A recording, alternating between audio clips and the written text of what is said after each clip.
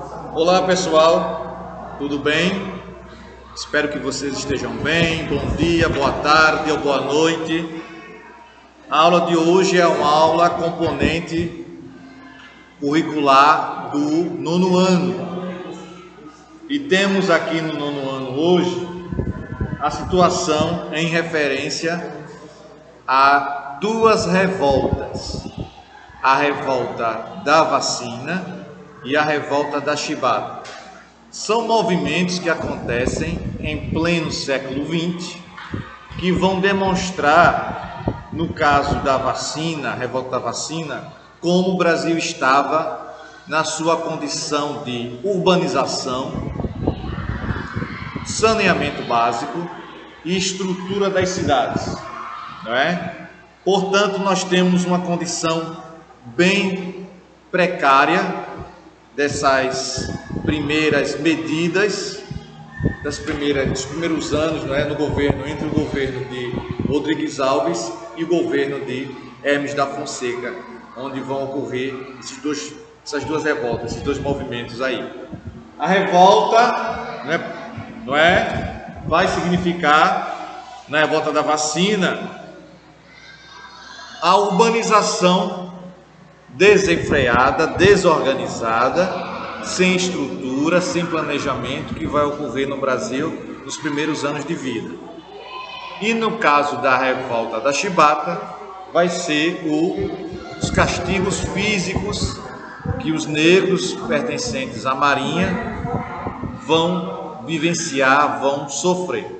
O que é que temos aqui hoje? Então, por favor, convido a vocês para que vocês possam abrir o livro de vocês de história, logicamente, na página 124. O que é que tem aqui na página 124?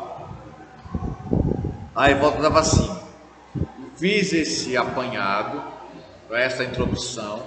Percebam a condição de precariedade, a condição difícil que o Brasil vai ter nesses primeiros anos, no que se refere à sua estrutura de urbanização, de saneamento básico, tá bom? O que é que isso vai acarretar? Vai acarretar uma situação de várias doenças, se alastrando, chegando ao povo, à população, e alguma medida teria que ser feita por parte do governo.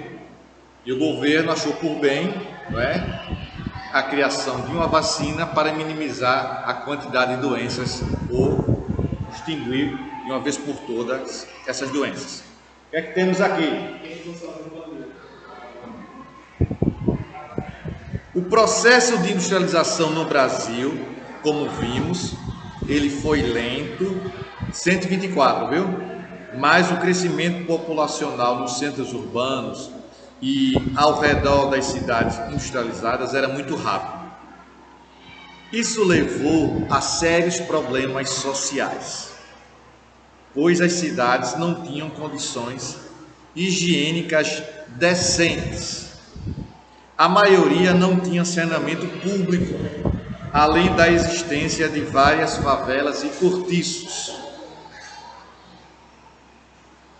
Esse grande contingente populacional de várias classes sociais reivindicava melhorias, já que diversas epidemias e doenças graves estavam matando muita gente, principalmente as crianças pobres. Doenças como sarampo, febre amarela, peste bubônica, varíola e tuberculose atormentavam o governo do presidente Rodrigues Alves. Assim, várias ações para combater essas epidemias foram tomadas, inclusive campanhas de vacinação. Indo para a página 125, nós temos a solução encontrada pelo governo federal para pôr fim ao aparecimento de tantas doenças ao mesmo tempo. E a solução encontrada foi a vacina. A vacina foi um método pensado, idealizado por Oswaldo Cruz, um médico reconhecido, que e tornou, obrigatório o recebimento dessa vacina, para que a doença pudesse ser controlada. E muitas pessoas da população, claro, muitas pessoas imaginavam que a população seria dizimada por conta dessa vacina. Foi um boato que se alastrou, não é? Foi um boato que se alastrou, mas não foi nada mais do que um boato. Então nós temos na página 125 a seguinte situação: o presidente Rodrigues Alves nomeou como responsável de combater as epidemias o médico Oswaldo Cruz. Aqui ao lado, na página 125, nós temos um complemento, um link, que diz assim: Oswaldo Cruz, cientista e sanitarista brasileiro, nascido em 1872 no estado de São Paulo. Ficou conhecido por combater doenças tropicais e por ter criado a campanha pela vacinação contra a varíola, o que acabou desencadeando, fazendo com que acontecesse uma revolta, um confronto popular. Então, voltando para o texto do livro, o que é que temos aqui? Essa determinação preocupou o povo, que achava que a vacina era uma forma de matar os pobres, visto que medidas tomadas anteriormente, os expulsaram dos centros urbanos brasileiros, destruindo as favelas e os cortiços. Não é? Cortiços eram aqueles locais em que tinham 10, 15 localidades, como se fosse um apartamento, e utilizava-se ali somente um banheiro, chamado de cortiço. Por consequência, os populares se revoltaram e lutaram contra a polícia durante uma semana, num episódio que ficou conhecido como Revolta da Vacina, em 1904. Acabaram derrotados e muitos enviados para trabalhar no Acre, nos seringais e na extração de borracha. Revolta da Chibata, 1910. Desde a abolição da escravatura, os negros foram condenados a viver uma vida de marginalização. Significa dizer o quê? Que os negros não foram inseridos na sociedade.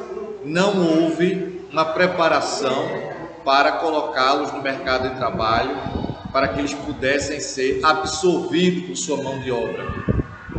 Então isso não aconteceu, eles ficaram marginalizados. Nesse termo aí, esse termo marginalizados, é no sentido sociológico, ou seja, eles ficavam à margem da sociedade, a sociedade está aqui no centro e eles estão à margem da sociedade, sem ter condições ideais de sobrevivência, não é?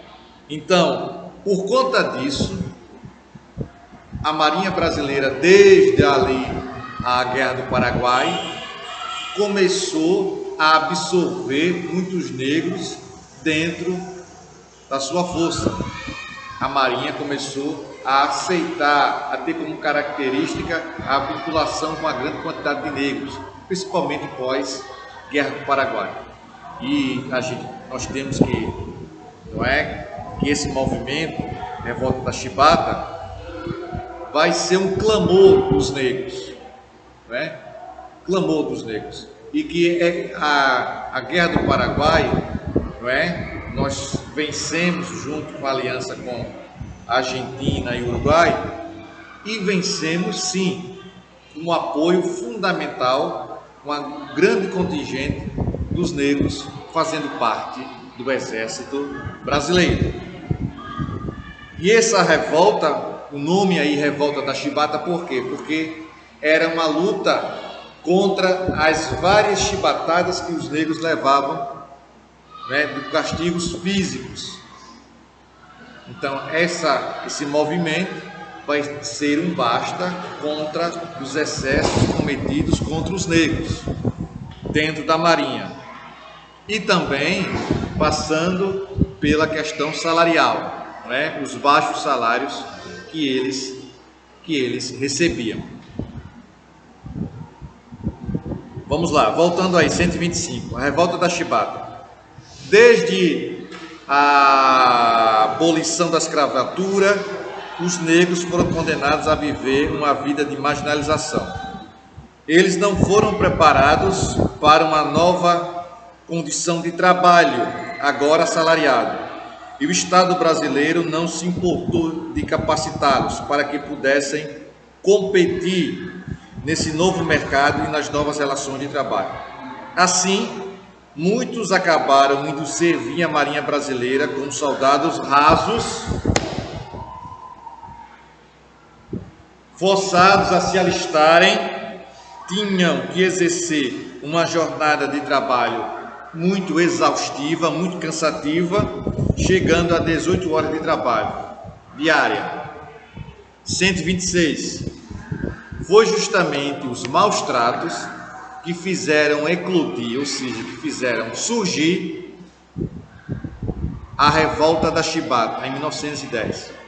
Os castigos e as punições com chibatadas estavam ficando mais intensos.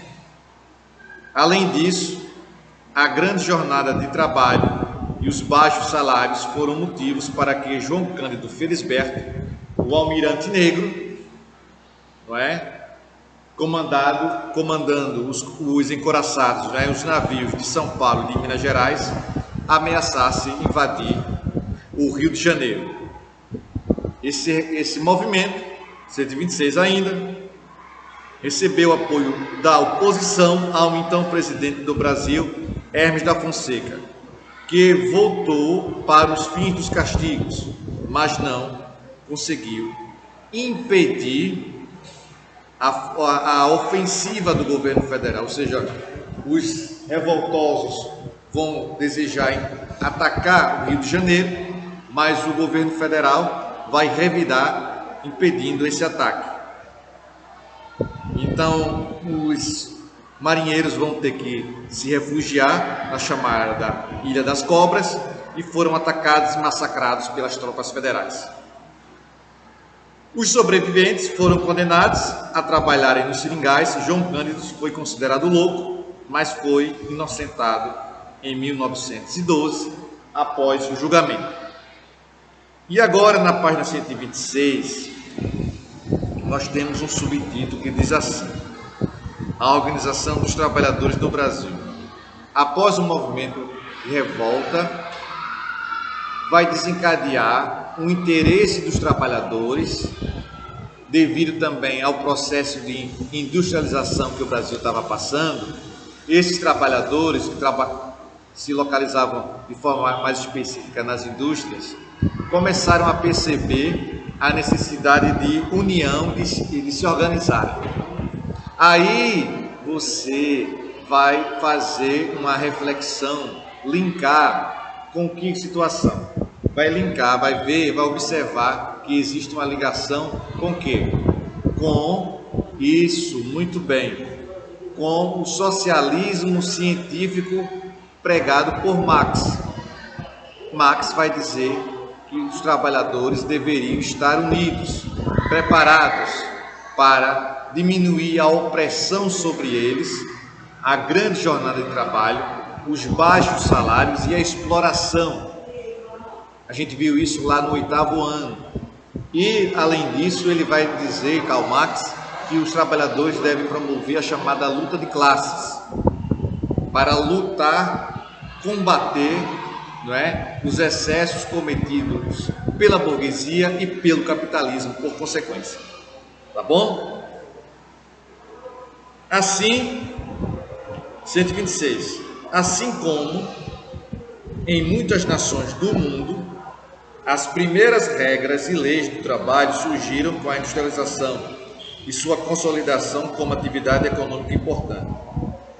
Com o processo de industrialização brasileira crescendo no século XX, as relações de trabalho se intensificaram, mas as condições ainda eram péssimas. A falta de estrutura, de boa remuneração, fizeram com que os operários passassem a se organizar em associações e depois em sindicatos, né? Marx vai dizer: trabalhadores, univos, fiquem unidos, não é? Chegando com essa união para lutar com o mesmo objetivo de melhoria para a classe trabalhadora, que traziam conceitos e concepções geralmente socialistas ou anarquistas. Mas as primeiras organizações de trabalhadores só buscavam tentar resolver os problemas de trabalho. Página 127. Aquilo que eu acabei de dizer, não é? A chegada dessas ideias socialistas ao Brasil em pleno século XX, não é? Essa ideia socialista foi colocada por Marx quando ele, junto com Engels, escreveu o Manifesto Comunista em 1848. Diz assim, página 127. Com a chegada das concepções socialistas, a luta política também virou bandeira em defesa de uma sociedade mais justa a partir da luta dos trabalhadores. Dentre as principais reivindicações trabalhistas, destacaram-se melhores salários, redução da jornada de trabalho para 8 horas diárias. Você deve inclusive aí, pegar o marca-texto aí, voltando aí, esse parágrafo todo aí, com a chegada até justa causa. Voltando, melhores salários, redução da jornada de trabalho para 8 horas diárias, proibição do trabalho infantil, regulamentação do trabalho da mulher, criação de férias, estabelecimento de descansos e folgas e multa para demissão sem justa causa. Página 127. Um fator foi fundamental para a organização dos sindicatos no Brasil. Foi o anarquismo. Seus defensores acreditam que qualquer centralização de poder é ruim para a sociedade. Eles não querem a sociedade centralizada, não é, em um poder. Eles defendem que o poder fosse subdividido, pulverizado, espalhado o poder. Entendendo que os regimes políticos não são suficientes para mudar a realidade social e que apenas sindicatos poderiam estabelecer essa relação de poder. Em outras palavras, eles queriam a substituição do capitalismo por uma cooperativa de trabalhadores. Dentro do anarquismo surgiu o anarcossindicalismo, que justamente defendia os sindicatos como forma de lutar em defesa dos trabalhadores. E a forma de luta dos trabalhadores é através do movimento paredista, parar de trabalhar, que também recebe o nome de fazer greve. Não é isso? Continuando aí, 127. A greve era o seu maior instrumento de luta. De quem? Dos trabalhadores, para conseguir seus objetivos. Isso é pregado por Marx também. Pois acreditavam que, parando os trabalhos, poderiam forçar os patrões a atenderem suas reivindicações. Sabiam que, no sistema capitalista, para a indústria causava bastante prejuízo. Então, a maior greve registrada no Brasil ocorreu em 1917, julho de 17. Começou em São Paulo, mas atingiu boa parte do Brasil, especialmente nos estados onde houvesse a indústria, como Rio de Janeiro, São Paulo, Minas Gerais, Bahia e Pernambuco. Mais de 500 mil trabalhadores aderiram à greve. Houve vários conflitos com a polícia e até mortes. O surgimento dos sindicatos e o uso das greves mudaram completamente a relação de trabalho entre patrões e operários no Brasil. Até o final do século XIX, o trabalho era associado à escravidão, mediante aquelas condições que eram visualizadas neste século XIX. Uma condição horrível de trabalho, semelhante à escravidão. ainda que coexistissem, voltando para o texto aqui, ainda que coexistissem, que vivessem também as formas livres. A abolição não eliminou nem instantânea, nem completamente essa associação, e coube à República lidar com os primeiros discursos trabalhistas. Então, o regime republicano no Brasil, em outras partes do mundo também, que vão conhecer essas características trabalhistas, organizadas em torno de sindicatos. O sindicato é uma associação entre profissionais da mesma atividade ou atividades relacionadas que visa maior representação dos debates políticos e jurídicos desenvolvidos ao longo do século XIX na Europa. Estou na página 128, viu? No início do século XX, aliás, os sindicatos, já começaram a contar com força e formação ideológica para afirmar posições políticas. No Brasil, sua introdução como instituição se deve aos imigrantes e trabalhadores portuários. O Sindicato dos Estivadores e Trabalhadores da Estiva e Minério do Rio de Janeiro, fundado em 1903, é considerado como sendo o primeiro sindicato do Brasil. Em 1903, o Sindicato dos Estivadores do Rio de Janeiro. Trabalham ali nos portos, né?